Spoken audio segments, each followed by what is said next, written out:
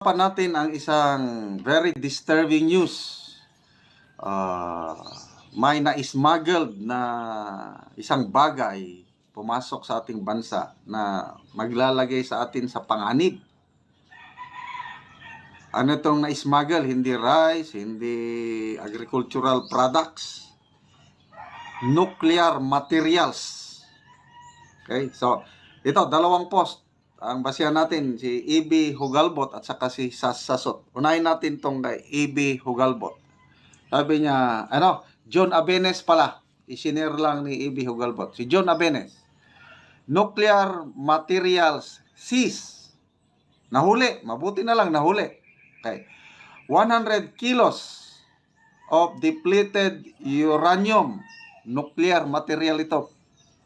Gamit sa paggawa ng nuclear bombs.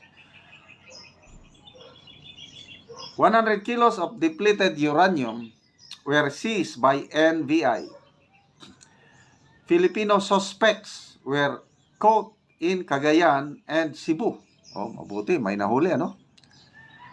These are bars and powders of depleted U-235 and U-238 isotopes used in nuclear power plants and nuclear bombs and dirty bombs used for terrorism.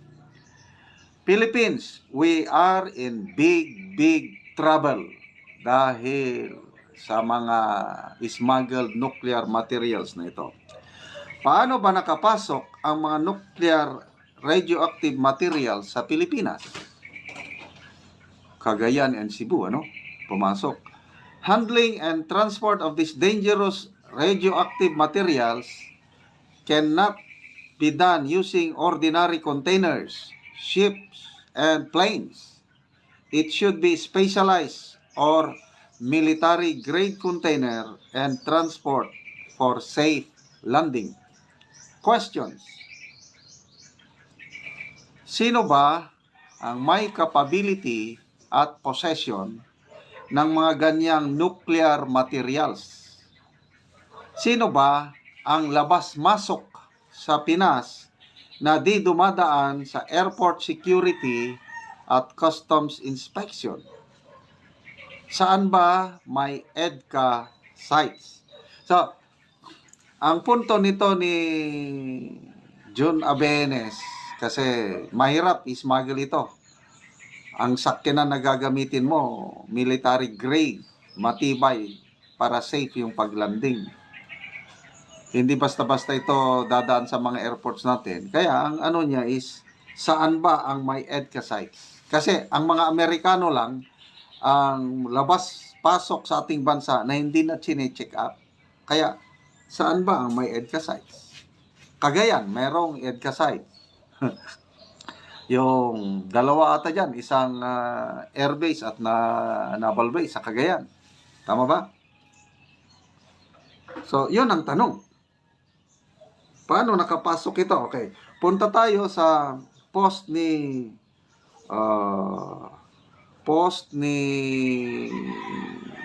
sino to? Sasot. Mas dito kay Sasot. Sabi niya, guys, 100 kilograms of smuggled uranium ang nakuha. Yun na yung NBI. 100 kilograms. I am checking about incidents like this in other countries. And mga 1 kilogram lang, 5 kilograms, 7 kilograms lang ang na-smuggle.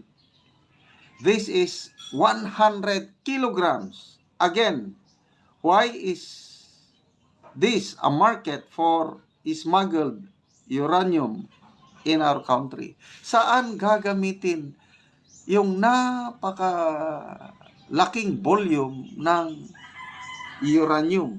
Okay? So, magbasa tayo sa mga comments, Anong purpose ng mga nag-smuggle nito? Kasi pwedeng gamitin ito sa paggawa ng bomba. Pwedeng gamitin sa terrorism. Yung mga terorista. Okay, Romel Pabian. Ito ang isang idea ito. To use this as an excuse to declare martial law with their playbook. Script. Ang ibig sabihin nito, si Romel, parang script lang daw ng gobyerno para makadeclare later on ng martial law. Meron namang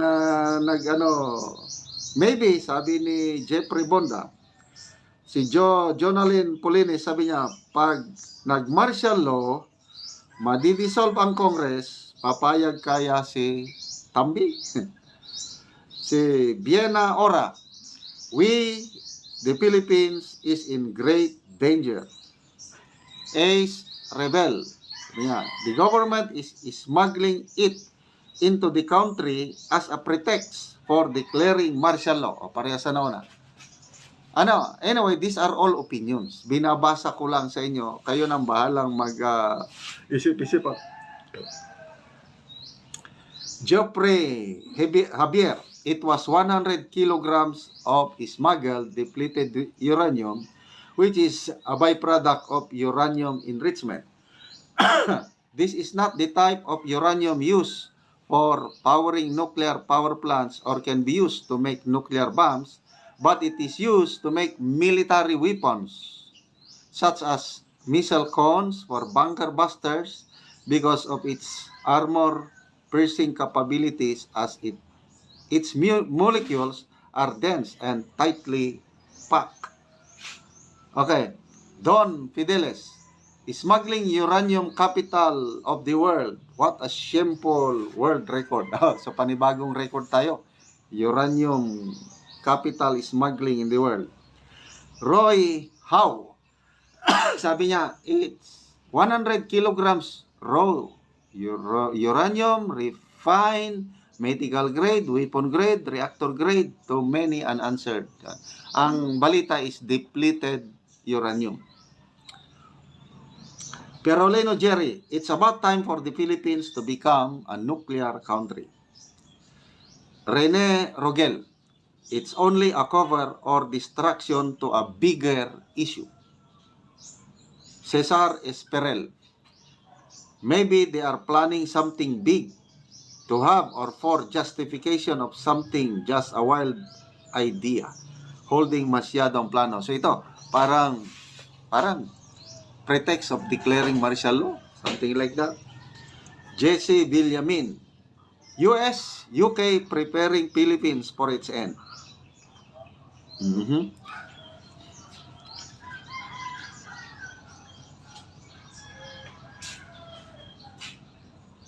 Alfredo Oridina, for EDCA sites in CDO and Cebu. Randy Digger, while uranium is naturally occurring, it's radioactive. Nako, nakakasira po sa health. This means it emits ionizing radiation which can damage living cells and tissues. The level of danger depends on several factors. Okay. Ray Asiberon, they have the guts. The highest official of the land is their patron. The military is their spokesperson. Nagpapalusot ng presscon para ma-justify na hindi lahat ay gumagamit. Okay. So, kahit ano man ang purpose nila nito, one thing is sure, we are in danger. Kasi radioactive yan at napakarami yung volume, 100 kilograms.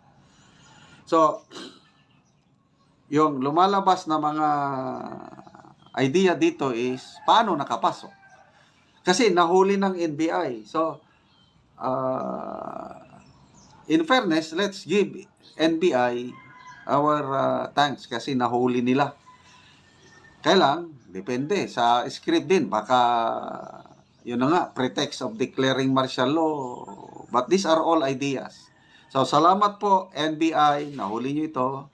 Sana maimbestiga maigi. Paano yan nakapasok? Diyan ba pumasok sa mga EDCA sites? Anong plano ng mga Amerikano? Baka CIA operation ito? Kasi kung mapasakamayan ng mga masasamang elemento, mga terorista, makagawa sila ng bomba. Kasi pwede, Hindi sila makagawa ng nuclear bomb, kailang makagawa ng bomba na makadamage sa atin. So, napaka-delikado po ang kalagayan natin with this smuggling of 100 kilograms uranium na depleted. So, sana walang mangyaring masama sa atin.